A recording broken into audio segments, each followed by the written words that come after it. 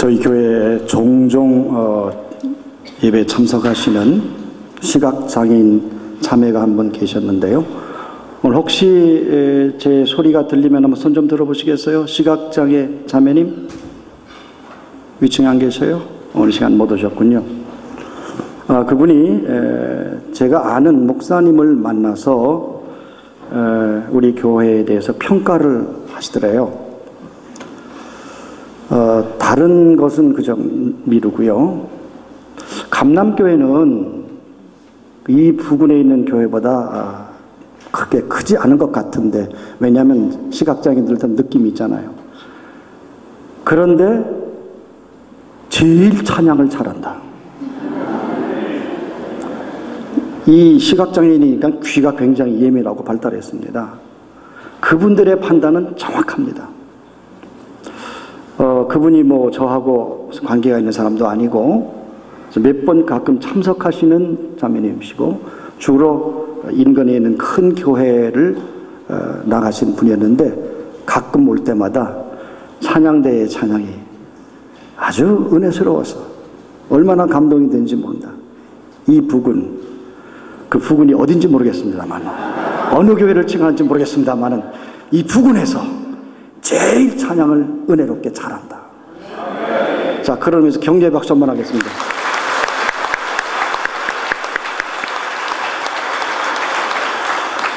칭찬은 고래도 춤을 추게 한다.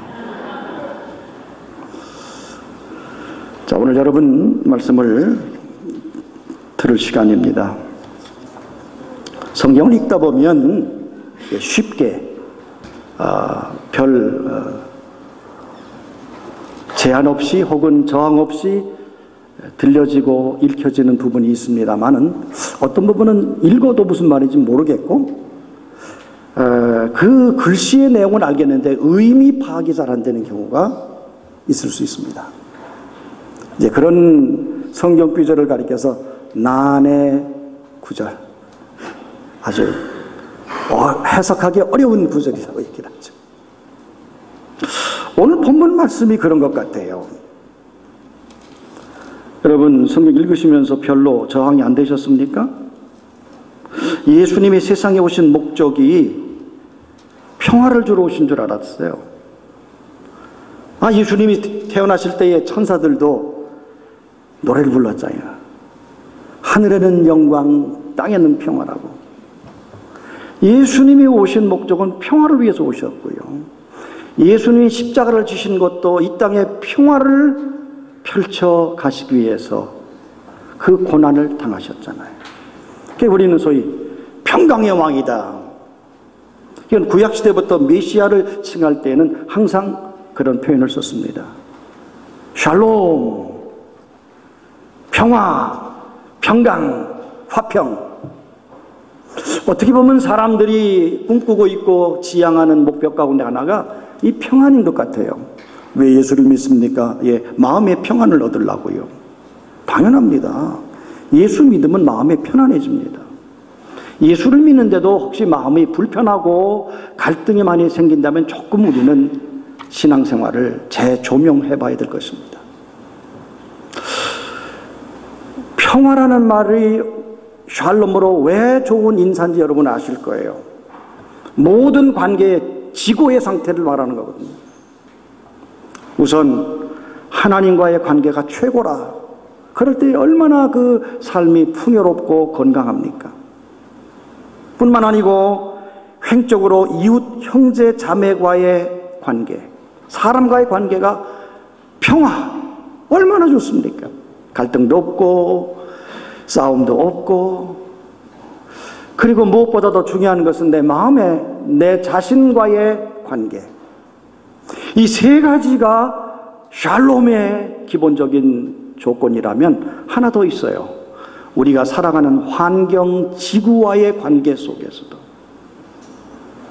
그래서 우리는 저 팔레스타인, 이스라엘을 방문할 때에 만나는 사람들에게 샬롬 하면은 굉장히 좋아하면서 역시 샬롬으로 답변을 합니다. 그 주변에 아랍 사람들도 있잖아요. 팔레스타인 사람들, 아랍 사람들. 그 사람들에게는 샬렘 그러면 굉장히 좋아합니다. 역시 그들에게 샬렘이라고 답변합니다. 그 이유는 평강이 있을지어다. Be peace with you. 당신에게 평강이 있습니다. 이렇게 축복하기 때문에 그걸 받는 사람은 행복하고 감사합니다. 그렇잖아요. 그래서 예수님은 세상에 평화를 주러 오신 분으로 알고 있고 평화를 우리는 목표로 삼고 신앙생활을 해요. 그런데 여러분, 오늘 느닷없이 예수님께서 내가 세상에 화평을 주러 온 줄로 생각하지 말래요. 검을 주러 왔다고 말씀하셔요. 아니, 무슨 말씀이세요? 검이라니요? 오히려 예수님이 우리에게 갈등을 야기하신 분이십니까? 사람을 나누고 가정을 쪼개고 사람 사이를 분열시키는 이 목적으로 세상에 오셨습니까? 이 칼이라고 하는 건 찔러 죽이는 건데 남을 해하고 전쟁의 주 무기가 돼서 살상의 도구인데, 아니 이 검을 주러 오셨다고요. 그 아래 주러 왔다는 아래 1번 아래 보면은 던지러 왔다. 아니 주는 것도 아니고 팍 던지려고 오셨다.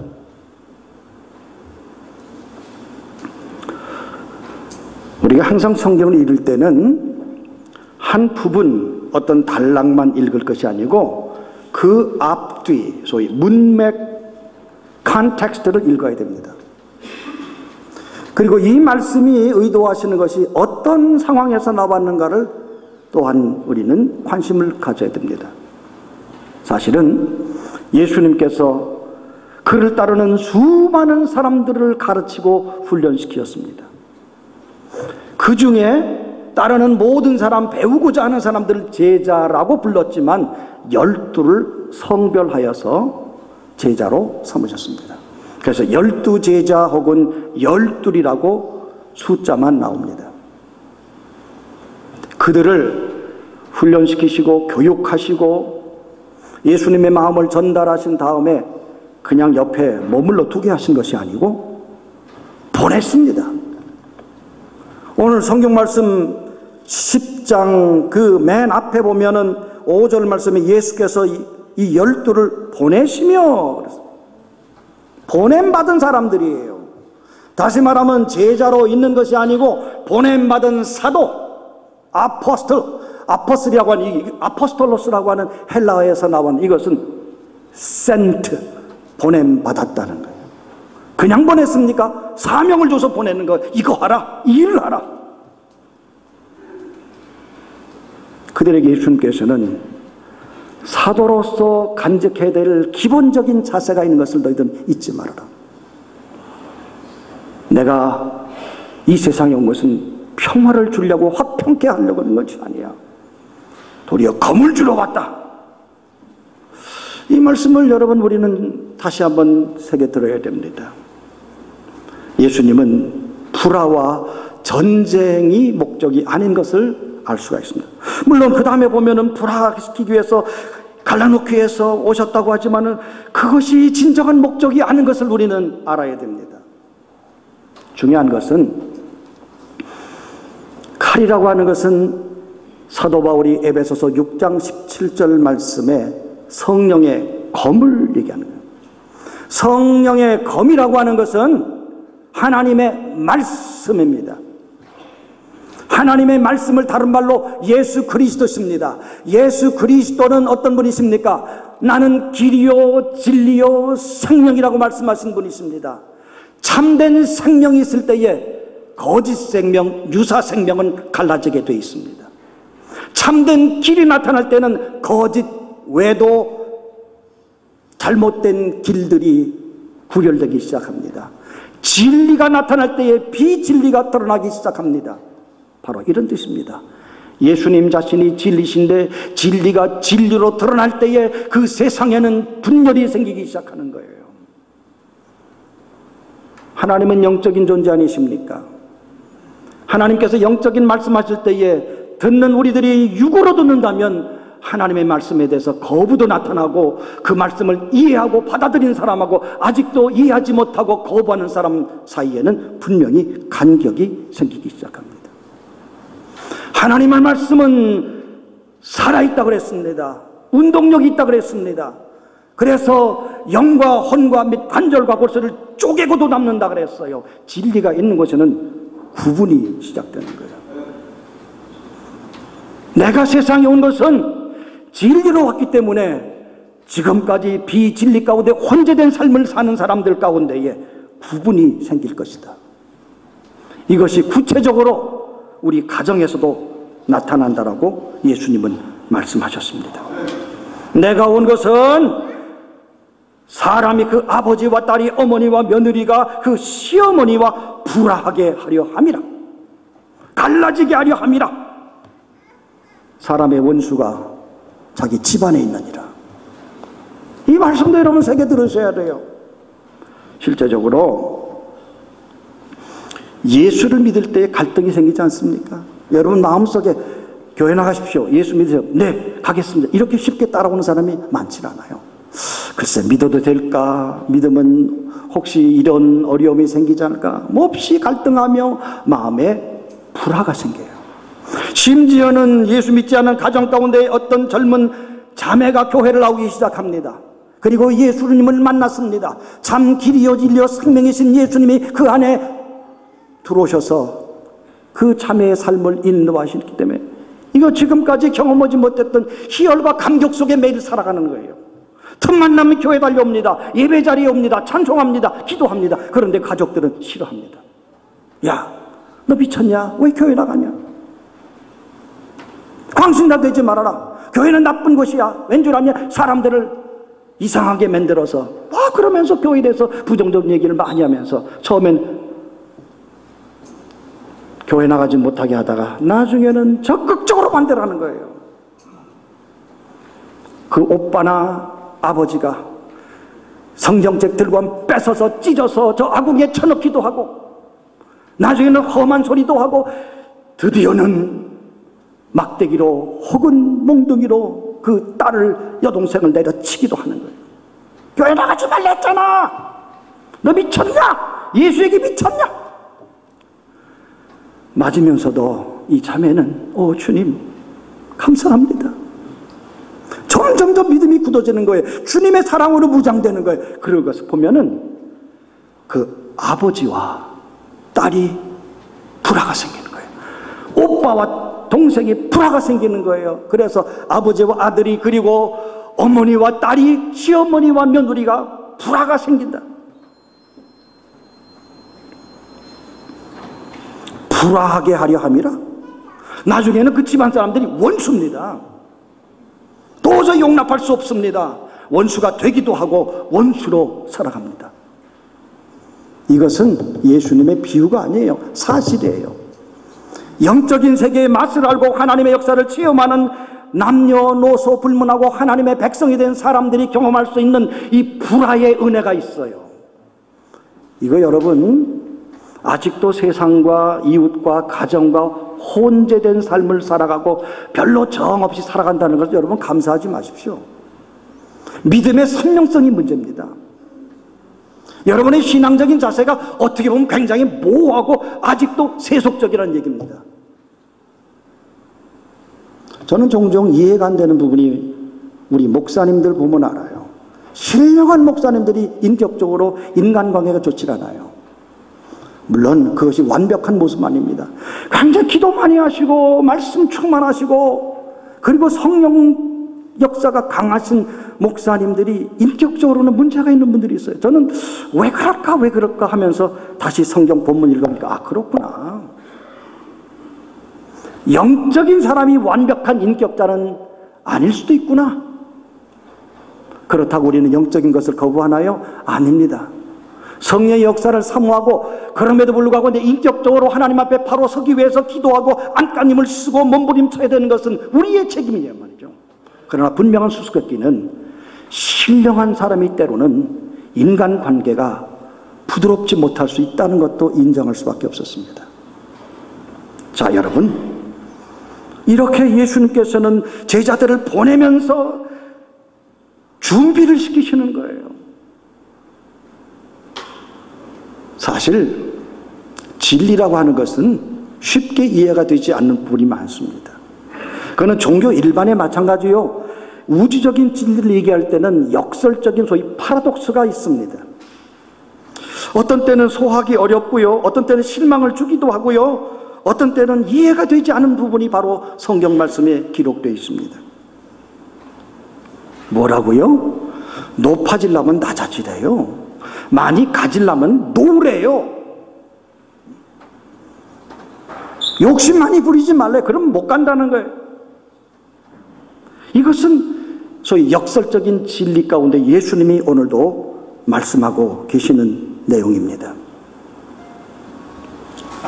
여러분, 예수님께서 하신 말씀 38절을 다시 한번 들어보시겠습니까? 37절부터 다시 한번 읽겠습니다.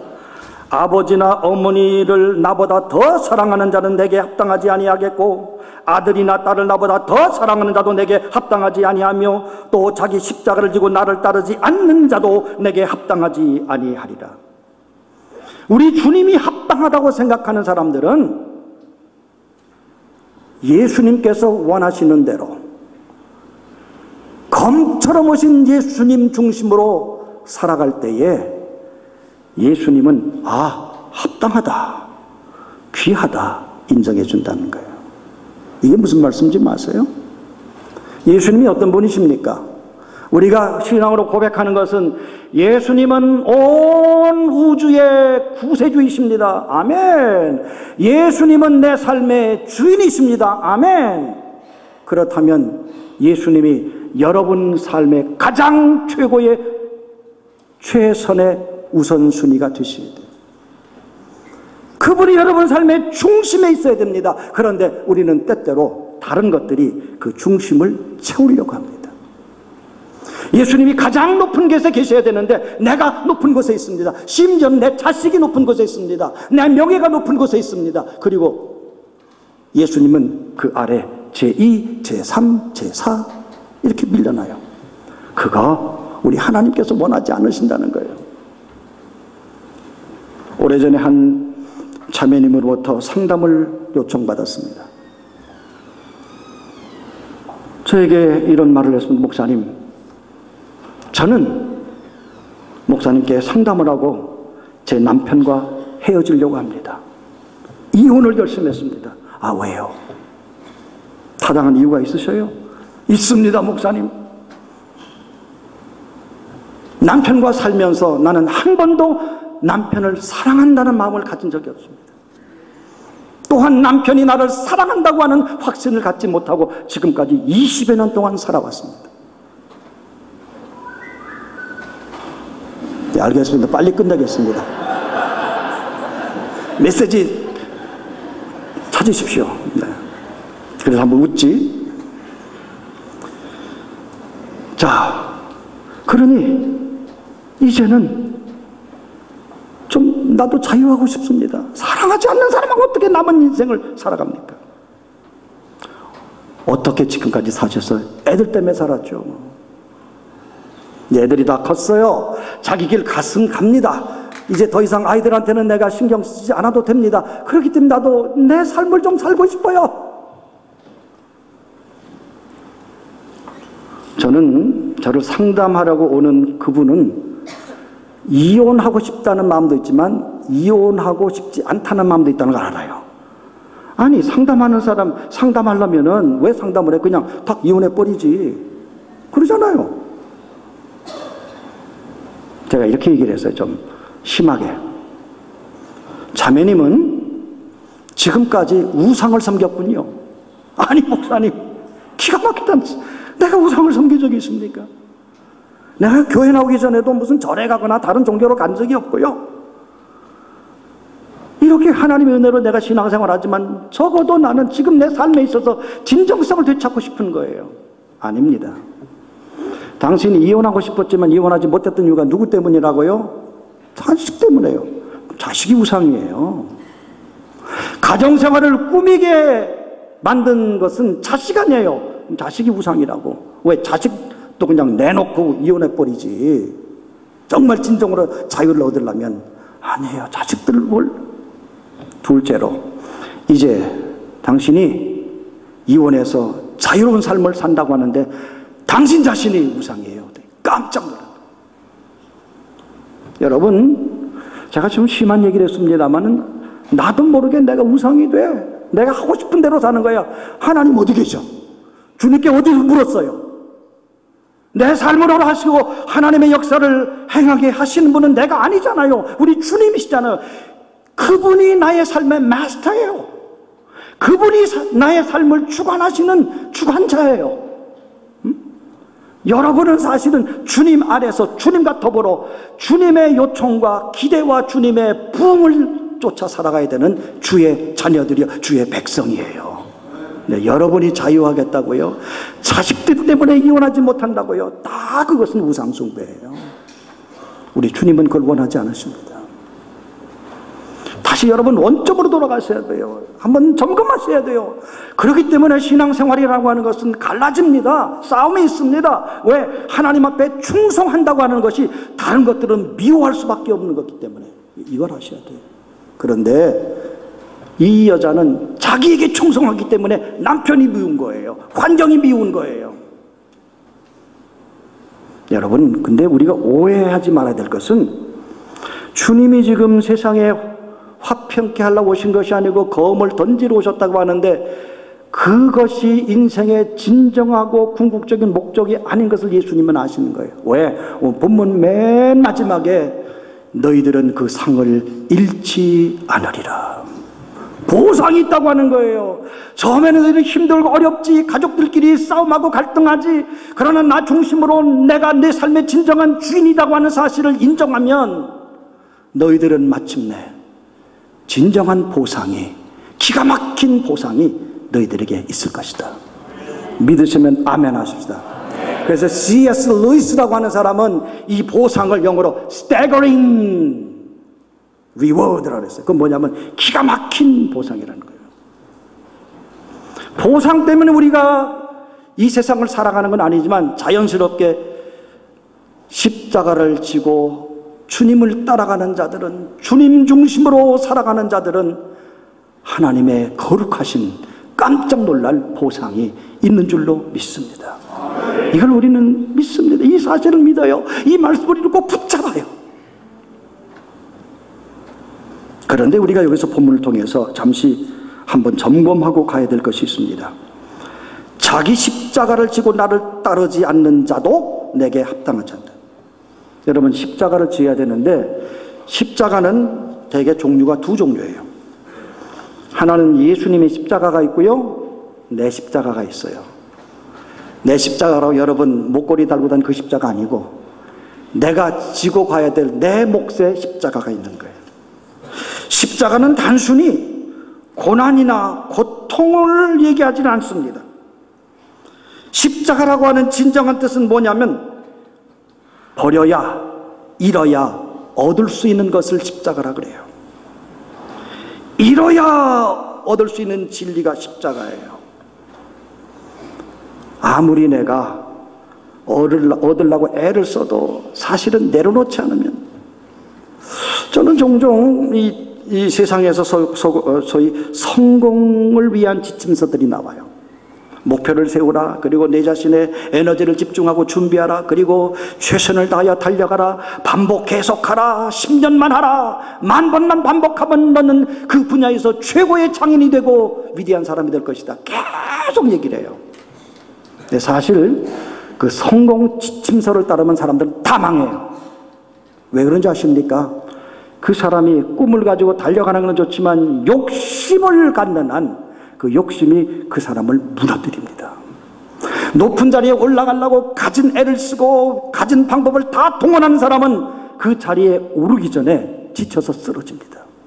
돈을 억수같이 벌으려고 늦게까지 애쓰고 수고하고 돈 번 사람들은 돈 때문에 쓰러지고 돈 때문에 망하는 사람들이 많습니다. 그래서 우리는 하나님 말씀에 귀를 기울이셔야 돼요. 가지려고 하니 놓아야 얻을 수가 있어. 이것이 십자가예요. 이 십자가의 진리를 여러분이 깨달아야 됩니다. 또 하나 십자가의 진리, 이 십자가의 의미는 뭔지 아십니까? 자기와의 싸움이에요. 내 자신과 싸워야 돼요. 나를 신뢰하고 내 속에 있는 교만, 내가 편하게 살고 싶은 이 안일주의, 편리주의, 향락과 정력에 관한 이 내 인간의 본성적인 것을 싸우는 것이 십자가예요. 십자가를 지지 않고 주님을 따르지 않으면 우리 주님께 합당할 수가 없다는 것입니다. 그런데 십자가를 진 다음에 예수님은 어떤 은혜가 있었나요?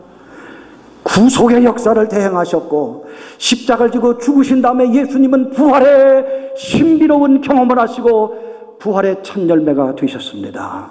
깜짝 놀랄 보상을 받으신 거예요. 이것은 어떤 물질로도 어떤 명예로도 우리가 소유할 수 있는 어떤 그런 것이 아니라 영원하고 영적인 하나님의 축복을 보상으로 받을 수 있다는 것입니다. 미워하십시오. 우리 주님께 충성하는 사람들은 충성의 열기를 다할 때에 그 밖에 제2, 제3으로 내놓으셔야 돼요. 아침에도 제가 그런 예화를 했습니다만, 어떤 목사님이 안수받기 전에 안수를 바로 받자마자 그 사모님이 목회를 못하도록 자꾸 얘기한 거예요. 여보, 똑똑한 사람이 왜 목사가 되어서 왜 그렇게 경제적으로도 고생해? 사람 대접도 받지 못하고. 여보, 우리 집이 있잖아. 우리 아버지가 당신에게 많이 도움을 줄 거야. 나만 믿어요. 나만 믿어요. 그 여자를 믿고, 사모지만 그 여자를 믿고 여자를 미워하고 하나님께서 원하시는 길로 가야 되는데 목회를 그만뒀어요. 그리고 미국으로 이민 갔다 그래요. 미국에서 20년 가까이 있는 동안에 큰 부자가 됐어요. 워낙 처갓집에 자본도 든든히 가지고 미국에 와서 사업을 했지만 본인 내외도 열심히 했어요. 어느 날 그 부인이 무섭고 엄청난 교통사고를 당해서 다리 하나를 자르게 되었습니다. 침대에 누워서 엉엉 울면서 과거 20년 전 생각이 나는 거예요. 목회를 막 시작하려고 했던 남편을 내가 못하게 했지. 내가 미국에 와서 우리 남편과 함께 우리 아이들을 키우면서 이렇게 자수성가해서 부자가 됐지만 이 다리가 잘렸다. 그러면서 옛날에 자기가 남편을 끌어당겨 목회하지 못하게 했던 것이 죄책감 때문에 울면서 여보, 지금이라도 목회해. 그분이 목회를 어떻게 해요? 60이 다 된 사람이 목회를 어떻게 하겠다는 거예요? 부인이 하자고 하는 것을 하나님의 뜻이라고 생각하면 미워해야 돼요. 그거는 미워하지 않고 나름대로 사랑을 한 거예요. 그냥 인정한 거예요. 따라간 거예요. 나중에 후회해도 소용이 없어요. Too late. 이런 의미입니다. 충성하는 사람들에게는 하나님께서 갈라짐과 오해와 불이익과 때로는 이 고통과 고난도 감수해야 되지만은 그 이후에 깜짝 놀랄 보상이 있음을 우리는 알아야 됩니다. 얘기 하나 하고 마치겠습니다. 12시 1분입니다. 얘기하지 말라고요? 재미있는데?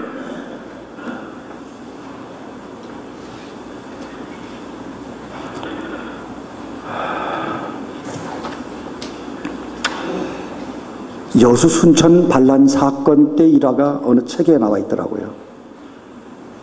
목사님이 신방을 갔다가 밤중에 그 인민군한테 붙잡혔어요. 그리고 창고에 끌려갔다. 거기 많은 사람들이 잡혀왔어요. 사람들이 그득하게 지금 공포에 떨고 있습니다. 창고문이 꽉 열리더니 인민군 한 사람이 총을 차고 들어와서 이렇게 사람들을 찾습니다. 여기에 예수 믿는 사람이 있어. 한 20, 30명은 다 죽은 듯이 아무 얘기하지 않습니다. 아니, 예수 믿는 사람이 없어. 나갔습니다. 얼마 후에 다시 들어와서 또 묻습니다. 아무도 대답하지 못했습니다. 그 안에 누가 있어요? 목사님이 있는 거예요. 얼마나 불안하고 얼마나 무서운지. 그럴 때마다 어쩔 수 없이 벌벌 떨고 있는 거예요. 세 번째 문이 열리더니 그 인민군이 한 사람 한 사람 가슴을 찌르면서 동무 예수 믿소, 동무 교회 나가고, 동무 예수 믿소. 그 목사님이 자기 순서가 됐을 때에 그 인민군의 손가락에 실토하지 않을 수 없었어요. 예, 예수 믿습니다. 그리고 저는 목사입니다. 이것 봐라. 진작 나와야지. 나오라! 데리고 나가면서 총을 딱 전장하고 문 밖으로 나갑니다. 근데 이상한 것은 그 안에서 예수 믿는 사람 없냐고 할 때 가만히 자기를 지금 지키려고 숨을 죽이고 있는 순간에 그 얼마나 공포와 불안과 갈등과 염려가 엄습해 오는지 몰랐어요. 자기를 드러내고 지금 저 처형장으로 끌려가는 그 길거리에서는 무한한 기쁨과 환희를 느꼈다는 거예요. 자유함. 난 이제 죽어도 나는 영원히 없습니다. 난 주를 고백하고 죽습니다. 아무 얘기하지 않고 인민군은 이 목사를 끌고 갑니다. 드디어 그 아주 으슥한 곳에 이르러서 얼굴을 바짝 대더니 목사님, 나는 기독교인입니다. 목사님이 그 안에 계신 줄 알고 내가 목사님을 구하려고 왔습니다. 아무 얘기도 안 했으면 정말 나는 어쩔 수 없이 여기 있는 사람들을 다 총살할 수밖에 없었습니다. 누군가 총살할 겁니다. 네, 목사님 밝혀주셔서 감사합니다. 목사님 빨리 피신하십시오. 미안하고 감사하고 그는 부지런히 도망와서 결국 그 다음에 목회를 계속할 수 있었다는 거예요. 그 목사님의 말씀 기억하세요. 자기를 공개하지 않고 숨어 있을 때는 그렇게 불안하더라는 거예요. 근데 떳떳하게 죽으면 죽으리라, 나는 크리스천입니다, 나는 목사입니다라고 처형장으로 끌려갈 때는 하늘의 빛이 보이고 마음에 큰 평안이 있었다. 이 기가 막힌 보상이 저와 여러분에게 있을 줄로 믿습니다. 만약에 죽어도 영광이에요. 오늘이 어떤 주일인지 아십니까? 순교자의 주일이에요. 이 세상 살아가는 동안에 예수 믿는 것 때문에, 예수님의 진리 때문에 갈라지고 분화되고 어려움이 있고 심지어는 불이익을 당한다 할지라도 하나님의 평강과 은혜가 여러분에게 주어질 줄로 믿습니다. 그 여유와 축복이 여러분에게 있을 줄로 믿습니다. 이것은 예수님의 말씀이십니다. 기도하겠습니다.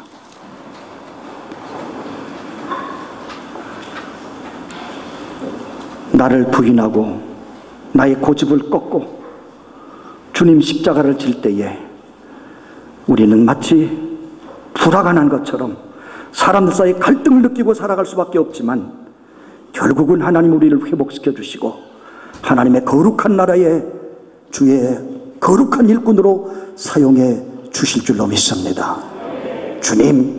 주님께 충성하게 하여 주옵소서. 십자가를 지고 나를 부인하게 하여 주옵소서. 그리고 무한한 영광을 누리게 하여 주시옵소서. 예수님의 이름으로 기도하옵나이다.